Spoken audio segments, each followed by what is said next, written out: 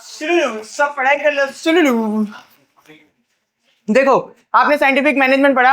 अब scientific management के कुछ टेक्निक्स है जो आपके बुक में दिया हुआ है। क्या दिया हुआ है? साइंटिफिक मैनेजमेंट के टेक्निक्स। याद रखना, आपको टेक्निक के नाम से क्वेश्चन पूछा जाएगा। ये वर्ड याद रखना, साइंटिफिक मैनेजमेंट के टेक्निक। आपके पास कितनी साइंटिफिक मैनेजमेंट की टेक्निक है? 3। कौन कौन सी? टाइम स्टडी, मोशन स्टडी और वेज रेट स्टडी। अभी टाइम मोशन आ गया तो ऐसा लग रहा है ना कि साइंस है, ऐसा कुछ भी नहीं है। अब अपने आ जाते हैं टाइम स्टडी पे। देखो, टाइम स्टडी क्या है, मैं यहाँ पे कुछ चीजें लिख रहा हूँ। क्या लिखा मैंने? टाइम स्टडी क्या होता है? Time take to complete a work. Suppose करो आप एक मैनेजर हो और आप एक ओनर हो। आपने अपने वर्कर को एक टेबल बनाने का काम दिया। क्या दिया? टेबल बनाने का काम। आपने 9 बजे उसको टेबल बनाने का काम दिया था। फिर आप शाम को जब 6 बजे आए तब आपने देखा कि इसका काम 6 बजे कंप्लीट हुआ। कितने बजे टेबल बनाना शुरू किया? 9 बजे। काम कब खत्म किया उसने? 6 बजे। 10, 11, 12, 1, 2, 3, 4, 5, 6। एक टेबल बनाने में कितना देर गया? 9 घंटा। ये जो आपने किया इसको बोलते हैं टाइम स्टडी। एक किसी टास्क को पूरा होने में कितना समय लगता है उसी की स्टडी करने को हम लोग क्या बोलते हैं? Time study. क्लियर है? उसी को इंग्लिश में छोटी सी भाषा में लिख दिया, time take to complete a work और टास्क। समझा? अब देखो, एक टेबल, हमने जो एग्जांपल लिया टेबल का, उसको बनने में टोटल कितना समय लगा? एक टेबल को बनने में 9 आवर्स, है ना? ये जो 9 आवर डिसाइडेड हो गया, ये अब आपका उस टेबल को बनाने का स्टैंडर्ड टाइम है। क्या टाइम है? Standard time. इसका मतलब क्या हुआ कि हमारे कंपनी में अगर एक इंसान अच्छे से काम करता है तो एक टेबल 9 घंटे में बन जाएगा। ये क्या सेट हो गया? स्टैंडर्ड टाइम सेट हो गया। एक टेबल बनाने का क्या सेट हो गया? स्टैंडर्ड सेट हो गया। आगे आपको आएगा कि स्टैंडर्ड क्या होता है। आप समझ रहे हैं स्टैंडर्ड क्या है? एक टेबल को बनाने का कितना स्टैंडर्ड है? 9 घंटे का। क्लियर है? स्टैंडर्ड क्या होता है? ये जो टोटल डिसाइड हो गया ये क्या हो गया? Standard time. कि एक टेबल को बनाने में हमारी कंपनी में कितना देर लगेगा? 9 घंटे लगेंगे। अब देखो, इससे फायदा क्या हो रहा है? हमने जो इतना सब किया, इससे फायदा ये हो रहा है कि जो हमारा काम है वो टाइम पे कंप्लीट होगा। क्या होगा?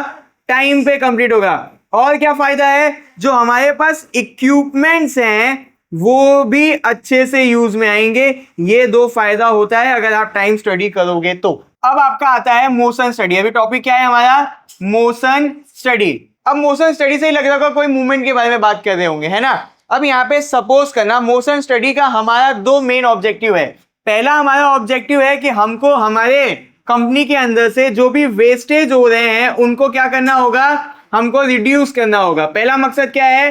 कि मोशन स्टडी करके वेस्टेज रिड्यूस करना है। दूसरा मकसद होगा अनप्रोडक्टिव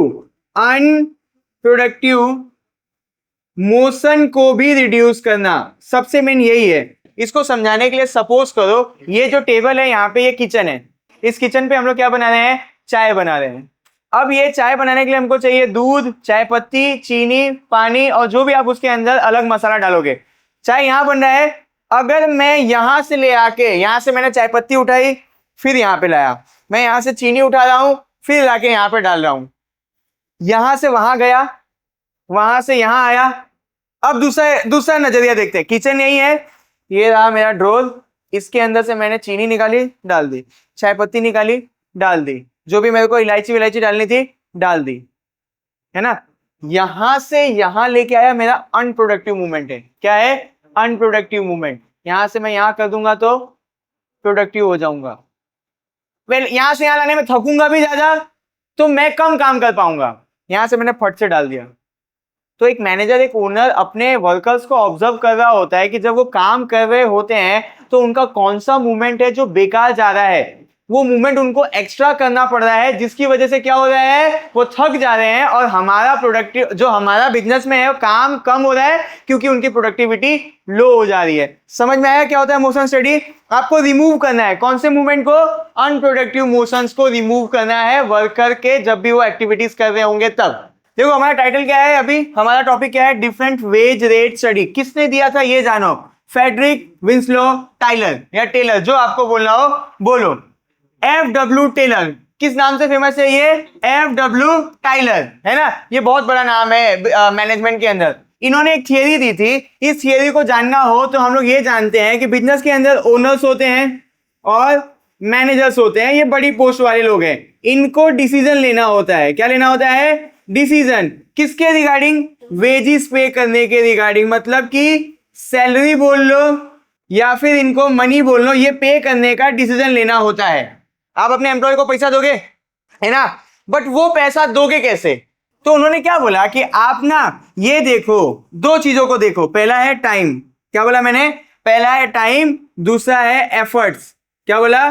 पहला आप चेक करो कि वो कितना टाइम दे रहा है, वो कितने एफर्ट लगा रहा है, जिससे रिजल्ट क्या आ रहा है। अब मान लो यहां पे है अमित, क्या माना? अमित वो 5 घंटे में 10 शूज बनाता है तो कंपनी को 800 रुपए का फायदा होता है। और यहां पे है सुमित, सुमित 5 घंटे में 25 शूज बनाता है जिससे कंपनी को 3200 रुपए का फायदा होता है। टाइलर ने बोला आप अपने एम्प्लॉय को सैलरी कैसे दोगे, वेजेस कैसे दोगे, उसका मैं तरीका बताता हूं। आप देखो कि कौन कितना टाइम दे रहा है, कितना इफेक्ट दे रहा है, जिससे क्या रिजल्ट आता है कंपनी को। अमित ने 5 घंटे में कितना शूज बनाया? 10 शूज, कंपनी को कितना फायदा हुआ? 800 रुपए का। सुमित ने 5 घंटे में कितना बनाया? 25 शूज, कंपनी को कितना हुआ? तो उन्होंने बोला कि जो ज्यादा एफिशिएंट है, क्या, जो ज्यादा एफिशिएंट है, मतलब कि जो ज्यादा काबिल है, उसको हम लोग ज्यादा पे करेंगे, मोर पे करेंगे, और जो कम एफिशिएंट है उसको हम लोग क्या पे करेंगे? लेस पे करेंगे। इंसान के टाइम एफर्ट के हिसाब से पेमेंट देने के सिस्टम को हम लोग क्या बोलते हैं? Different wage rate study. ये हमको किसने समझाया था? टाइलर ने समझाया था। अभी देखो एक चीज और समझा देता हूं, इधर ध्यान दो, ओए इधर ध्यान दो। अमित को कम पैसा मिल रहा है और सुमित को ज्यादा पैसा मिल रहा है, तो जिसको ज्यादा पैसा मिलेगा ना वो इंसान मोटिवेटेड रहेगा। क्या रहेगा? मोटिवेटेड रहेगा टुवर्ड्स देयर वर्क। जिस इंसान को ज्यादा पैसा मिलेगा वो और ज्यादा काम करके देगा, वो मोटिवेटेड रहेगा। ये भी हमको पता चला था डिफरेंट वेज रेट स्टडी से कि जिसको हमने ज्यादा पैसा दिया वो ज्यादा काम करके देगा कंपनी में। क्यों? क्योंकि उसको पता है जितना ज्यादा काम करूंगा मेरे को उतना एक्स्ट्रा पैसा मिलेगा।